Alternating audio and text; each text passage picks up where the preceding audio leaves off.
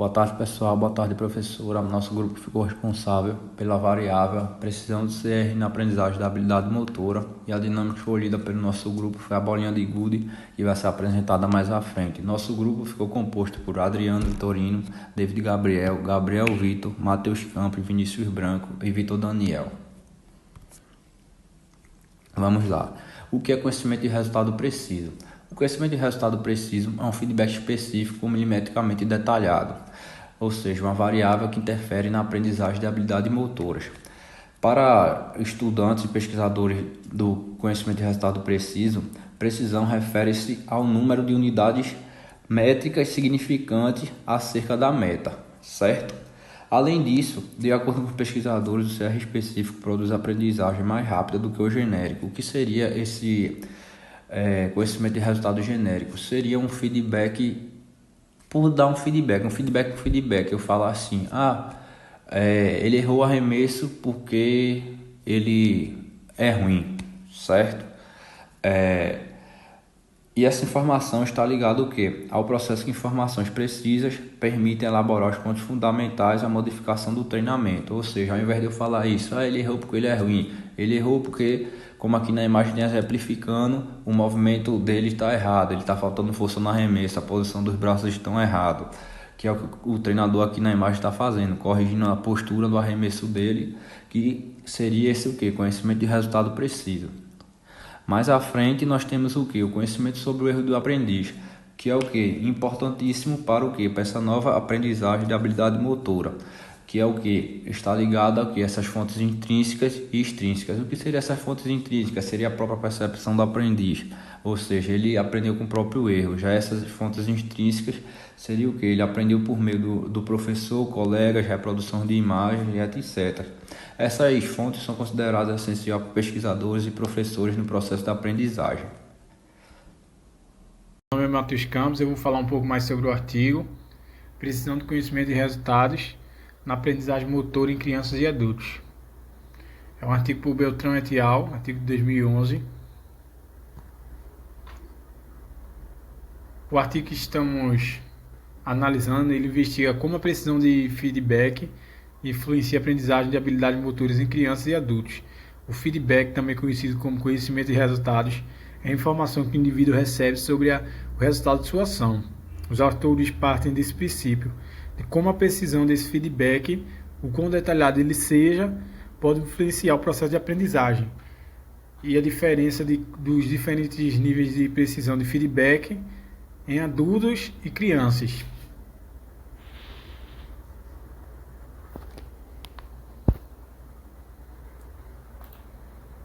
Um pouco mais sobre a metodologia.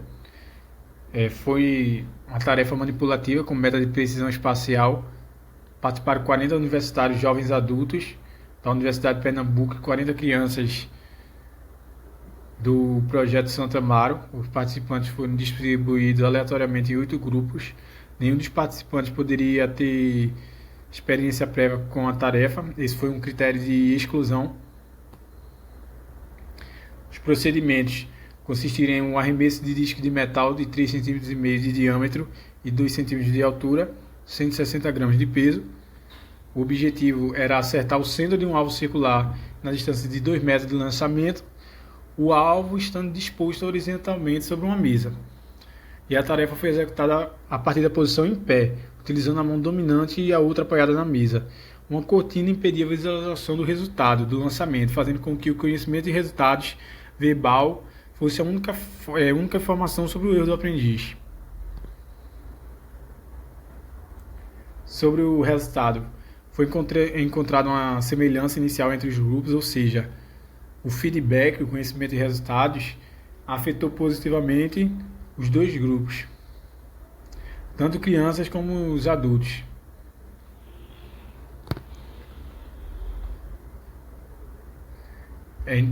Como dito, independente do nível de precisão de feedback, se ele mais detalhado ou menos detalhado, ele melhorou o desempenho dos participantes. Aí um pouco mais sobre a diferença entre crianças e adultos, foi que adultos apresentaram melhor desempenho que crianças em condições de feedback pouco preciso e preciso. mas não em condições de feedback muito preciso. Bom, e partindo para a nossa tarefa, de fato, o nosso experimento. Primeiro, nós dividimos os nossos praticantes em dois. Um será com o feedback com o CR preciso, que Didico já bem falou o que significa, e o outro vai ser sem o CR preciso. E posteriormente eu vou explicar mais como é que vai acontecer de fato a tarefa. O com CR preciso vai ser o David Gabriel, que tem 20 anos, 1,70 de altura, e o critério de exclusão é já ter realizado a tarefa anteriormente. O sem o CR preciso vai ser o Matheus Campos, 24 anos, 1,76 m, com o mesmo critério de exclusão, mas lembrando que ele é sem o CR preciso. Qual vai ser a nossa tarefa? A nossa tarefa vai ser a da bolinha de gude. E como é que ela vai acontecer? A meta da tarefa, ou seja, a base da tarefa, o objetivo geral da tarefa, vai ser acertar uma bolinha de gude na outra, exigindo precisão dos nossos praticantes. As bolinhas elas estavam na verdade, quando aconteceu o experimento, a uma distância de 30 centímetros de uma para a outra, diferenciando em bolinha lançamento, a bolinha que o praticante vai ter que lançar, vai ter que jogar, vamos dizer assim, e a bolinha alvo, que é a bolinha que ele tem que acertar. Lembrando que os participantes eles vão estar vendados, para justamente o feedback ter algum efeito, ter um efeito mais visível no caso, e a cada 3 tentativas será fornecido o feedback, ou seja, não vai ser tentativa após tentativa, vai ser a cada 3. Por isso o feedback excessivo também se apresenta como não tão benéfico assim, vamos dizer, para a aprendizagem motora, de acordo com alguns estudos recentes. Bom, para o praticante do CR preciso, que é o David, o feedback será sobre a direção e a quantos centímetros ficou para a bolinha alvo, ou seja, se ele jogou a bolinha lançamento e a bolinha lançamento ficou a 31 centímetros e à direita da bolinha alvo, assim será o feedback. Já para o praticante do feedback não preciso, que no caso será Matheus, informaremos apenas sobre a direção, ou seja, Matheus jogou a bolinha, informaremos apenas se ela ficou à direita ou à esquerda da bolinha alvo. Bloco 3, aquisição tentativa 1. Assim.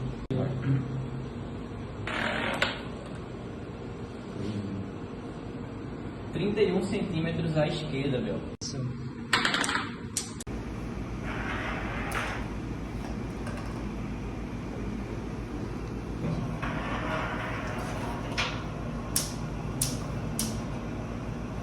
Aí agora. Toda uma tentativa ficou à esquerda, Matheus. Beleza? Sim. Pode ir.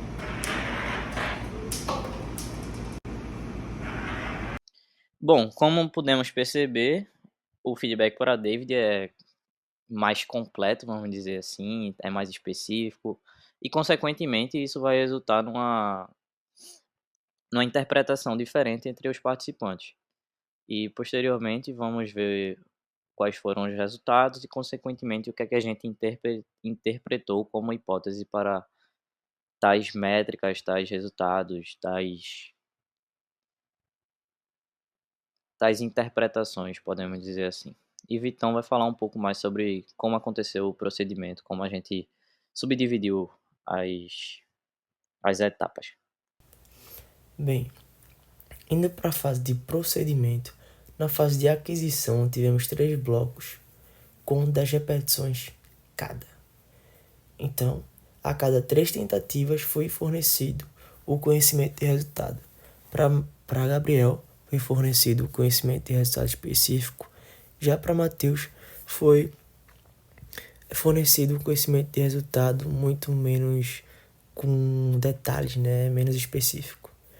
Então, após isso, tivemos um intervalo de 20 minutos após a finalização dessa fase da. Entrando agora no teste de retenção, tivemos 5 tentativas sem venda e 5 tentativas com venda. Após 3 minutos, fizemos o teste de transferência, apenas mudando a direção da bola para a direita. Mais na frente vamos ver imagens e vídeos e vai ficar tudo mais claro.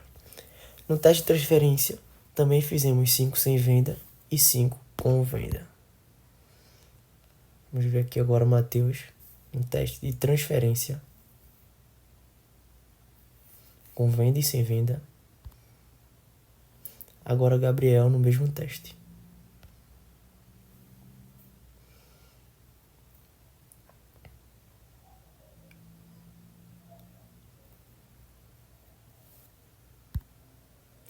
Aqui temos na fase de aquisição, como foi falado. Foi feito inicialmente a tentativa, sem venda para adaptação e posteriormente foi colocada a venda. Bom, falando um pouco agora dos dados expostos em uma tabela, podemos observar alguns comportamentos comparando os dois indivíduos, uma vez que a numeração presente significa a quantidade de centímetros que fugiu da meta, já que o número 0 significa o acerto. Um fato que podemos observar é, sabendo que o feedback sempre sendo dado ao final da terceira tentativa, na tentativa seguinte, os dois indivíduos se aproximam mais da meta ou até mesmo façam um acerto, destacando assim a importância do conhecimento de resultado para a eficiência do teste. Destacado de cinza, abaixo de cada coluna, nós temos a soma em quantidade de centímetros da quantidade de erros. Sabendo disso, podemos observar que no indivíduo Matheus temos um comportamento de linearidade, algo que reflete no gráfico que vai ser falado posteriormente. Porém, a quantidade de acertos dele não cai, apenas aumenta. Claro que no terceiro bloco isso acontece, desse declínio, mas ele, comparado com o Gabriel, foi o que mais acertou.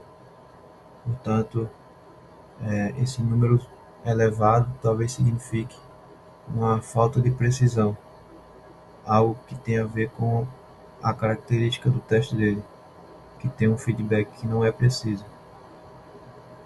Já com o Gabriel podemos observar uma certa variabilidade, porém com uma grande eficácia no bloco de retenção.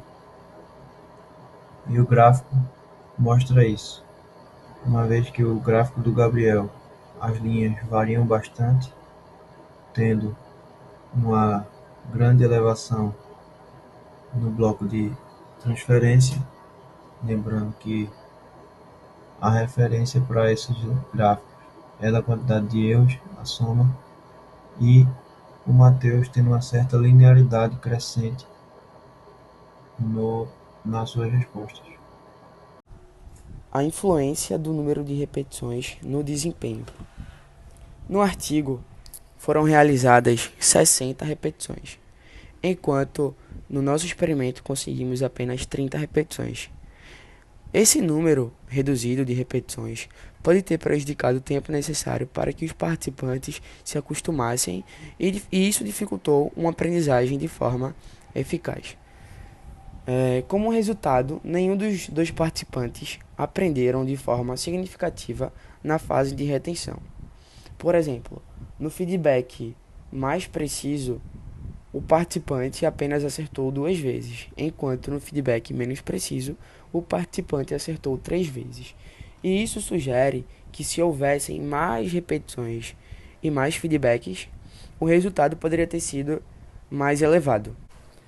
Já na outra hipótese da dependência do feedback, encontramos no artigo que usamos como referência que o feedback mais preciso ele leva a melhores resultados. Por que ele leva a melhores resultados? Porque ele proporciona informações mais claras e mais detalhadas para, por exemplo, corrigir o erro.